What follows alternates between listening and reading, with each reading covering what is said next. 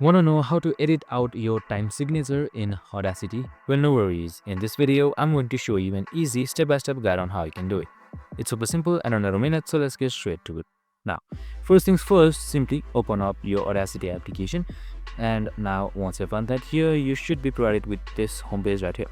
So I would suggest to just simply import any audio for a reference before editing out your time signature so that you know what you're working with. So in order to change time signature, it's super simple. Right here you should be seeing tempo, and right beside tempo you should be seeing time signature.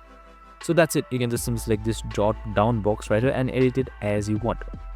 So you can just go for any one of these that you want and you're good to go. And that's it. Super simple and easy. As your time signature changes, I'd also suggest you to change your tempo to balance out with the audio. And that's it. Super simple and easy. I hope this video helped. If it did, make sure to like, subscribe and tune in with us for more of these videos. See you in the next one.